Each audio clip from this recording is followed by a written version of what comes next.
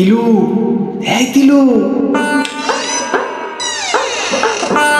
এই তিলু, যাবি মাছ ধরতে?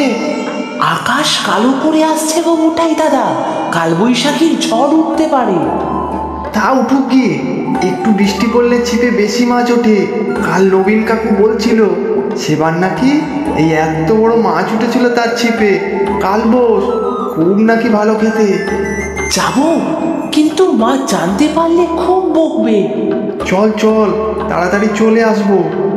ঝড় উঠলেও সেই সন্ধেবেলায় উঠবে। আচ্ছা চলো, ব্যাগ নেবো নাকি একটা, যদি মাছ ওঠে? তা নিয়ে নে।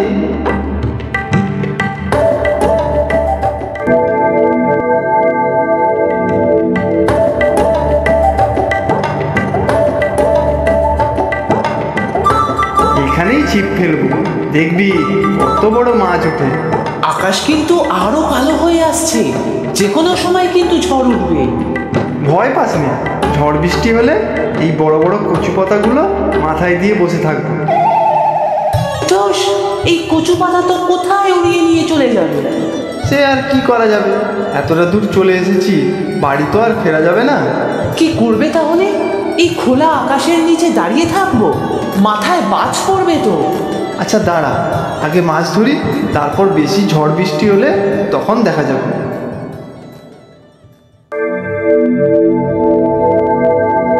এই তাল গাছটা যদি মাথায় ভেঙে পড়ে? তাল গাছে শুনেছি আবার বাজও পড়ে।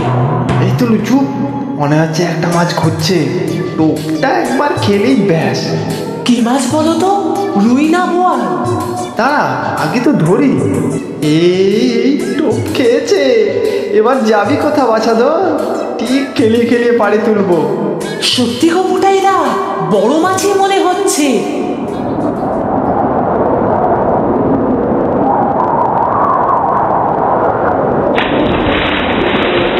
এই যা, ভাগ্যিস সুতোর উপর পড়েনি। এই তো খুব বড় মাছই মনে হচ্ছে। ব্যাগটা বার করতো। ইস, বুদ্ধি করে দুটো ছাতা আনলে ভালো হতো। যা ঝড় উঠছে মনে হচ্ছে, তাতে ছাতা দিয়ে কি হতো? কোথায় উড়িয়ে নিয়ে যেত তা ঠিক আছে, তবে এখন ঝড় না, এক মাছটা উঠবে।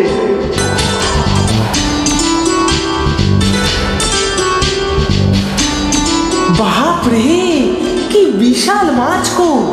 নবীন কাকুর মাছের থেকেও বড় মনে হচ্ছে। তাহলে দেখলি তো কেন এত দূর এলাম মাছ ধরতে। তোল তোল, ব্যাগে তোল। এবারে তাড়াতাড়ি বাড়ি চলো, না হলে আর ফিরতে পারবো না। হ্যাঁ হ্যাঁ, চল চল। আসার পথে একটা বট গাছ দেখেছিলাম, অনেক বড় বড় ঝুড়ি নেমেছে, ওটার তলাতেই দাঁড়াবো। হ্যাঁ, তাড়াতাড়ি চলো।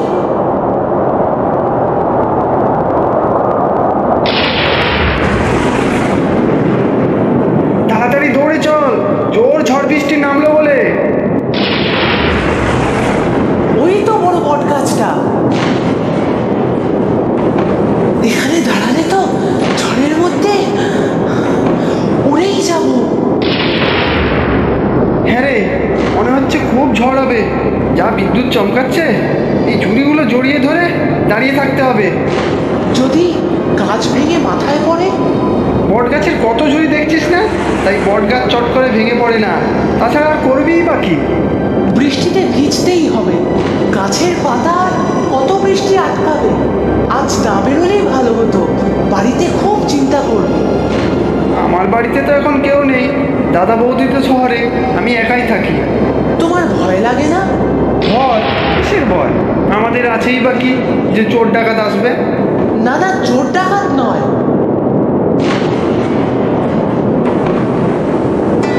ওনাদের কথা বলছি। ওনাদের মানে? ও, ভূতের ভয়? না না, এই মেঘলা আকাশে ঝড় বৃষ্টির মধ্যে ওনাদের নাম করো না, আমার কিন্তু খুব ভয় লাগছে। ঝড় বৃষ্টির মধ্যে ভূত আছে বুঝি? ও হ্যাঁ, তাই তো, সাথে এত বড় মাছ। বট গাছে শুনেছি মেছো ভূত থাকে, আসবে কিন্তু মাছ নিতে। ও দাদা, আমার কিন্তু খুব ভয় লাগছে। এই যা, এর বৃষ্টি শুরু হয়ে গেল। শীত তো লাগছে তো। এইবারে আসবে তোর মেছো ভূত। এই তোরা কারা ঝড় বৃষ্টির মধ্যে গাছ তলায় কি করিস? মরার ভয় নেই নাকি? ও বুটাই দাদা, কেউ ভূত? এই দাঁড়া তো, আমরা বুটাই আর তিলু মাছ ধরতে গিয়ে আটকে গিয়েছি। মাছ, চল চল আমার সাথে চল। এই ঝড় বৃষ্টিতে এখানে থাকলে কি আর বাঁচবি নাকি? আয় আয় তাড়াতাড়ি আমার সাথে আয়। কি গো বুটাই দা, যাবো? চল তো গিয়েই দেখি, এখানে দাঁড়িয়ে থাকলে তো এমনিই মরে যাব।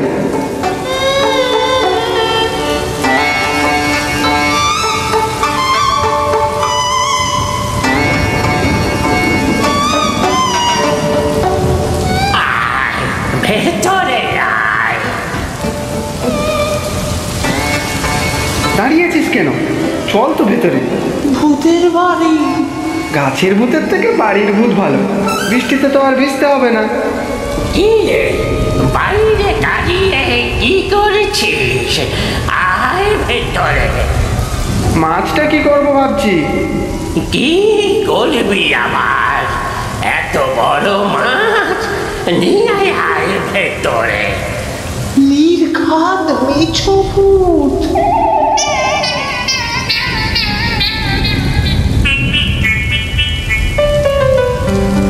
যা, দুজনে গা হাত পা মুছে ধুতি দুটো পরে নে।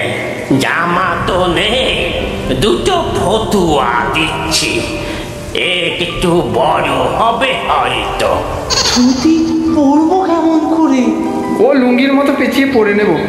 যা, ভিজে জামা কাপড় ছেড়ে আয়, না হলে বুকে সর্দি বসবে। আর মাছটা এখানে রেখে যা।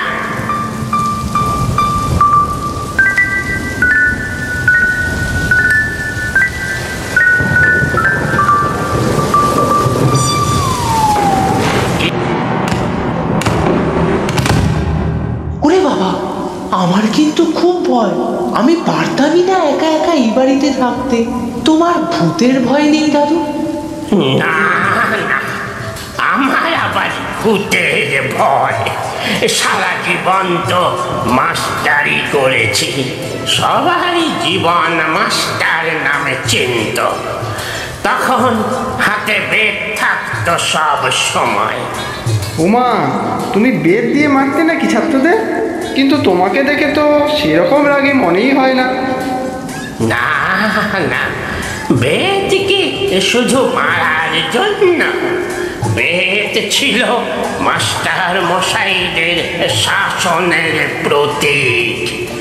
জ্ঞান অর্জন করতে হলে অনুশাসন তো প্রথমেই শেখানো দরকার।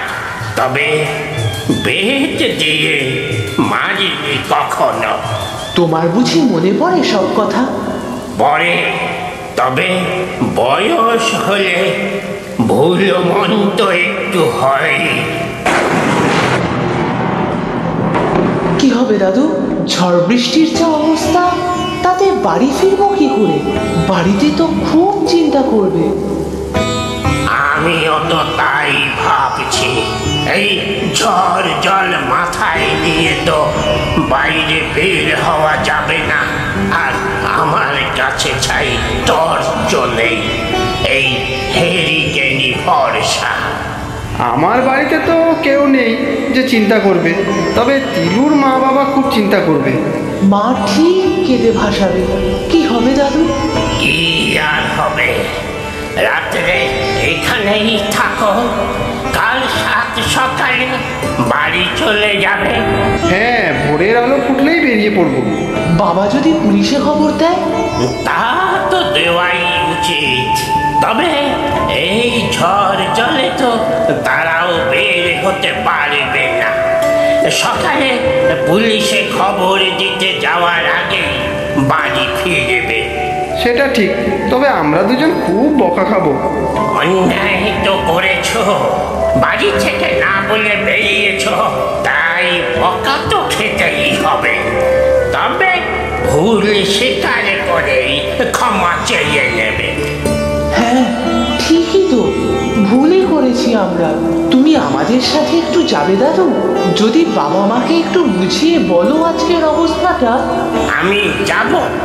আচ্ছা ঠিক আছে, যাব। মাছটার কি হবে দাদু? পড়ে থেকে খারাপ হয়ে যাবে তো।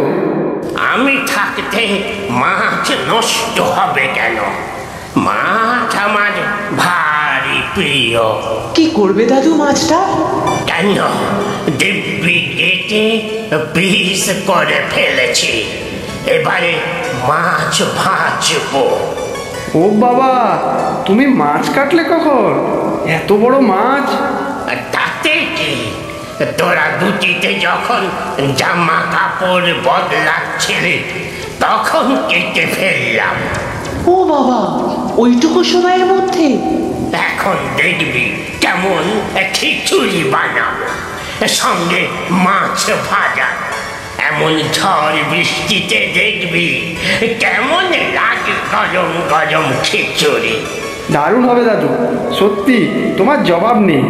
কাল বাকি মাছ ভাজাগুলো ঘরে নিয়ে যাবি, দেখবি বাবা মাও কত খুশি হবে।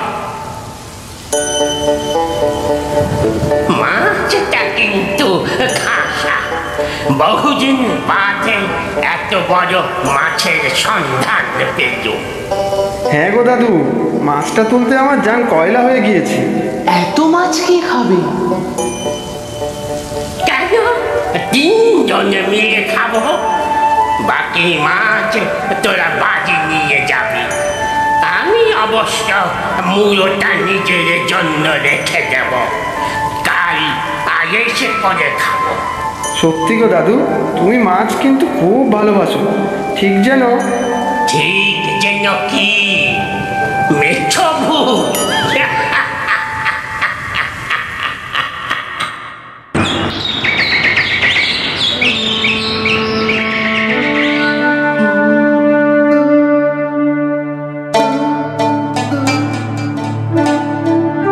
ওই যে দাদু, আমার বাড়ি ওই দূরে দেখা যাচ্ছে।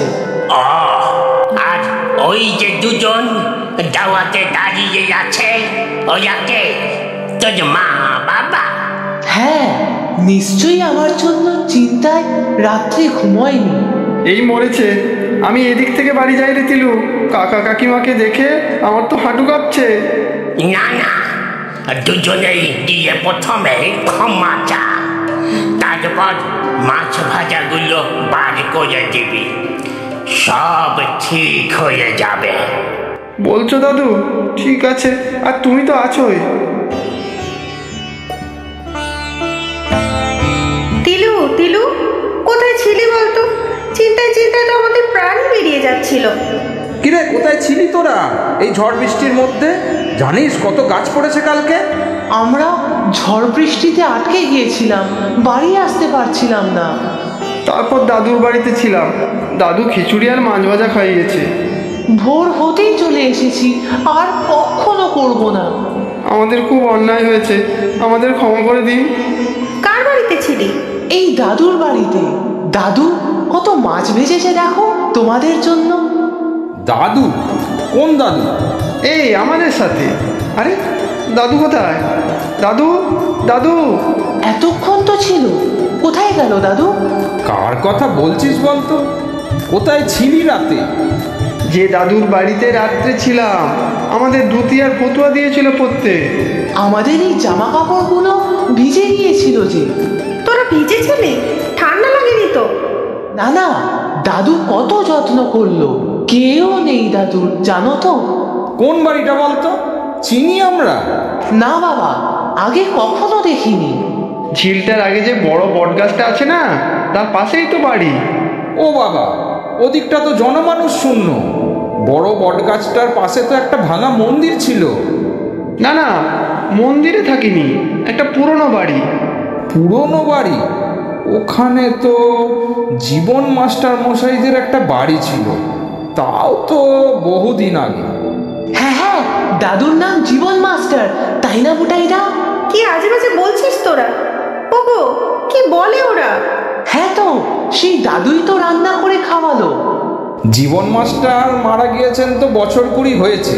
ওনার একমাত্র নাতিও দেশ ছাড়া বহুদিন। চল চল, ঘরে চল। ঝড়ের তোরে তোরা দুজনও মনে হচ্ছে ঘোরের মধ্যে ছিলি। বকা খাওয়ার ভয়ে বানিয়ে বানিয়ে মিথ্যে কথা বলছে। আরে দুজন হাত পা ধুয়ে বস, আমি খাবার দিচ্ছি। ও বুটাই দাদা, আমার তো হাত পা কাঁপছে। এ তো মেছো ভূত।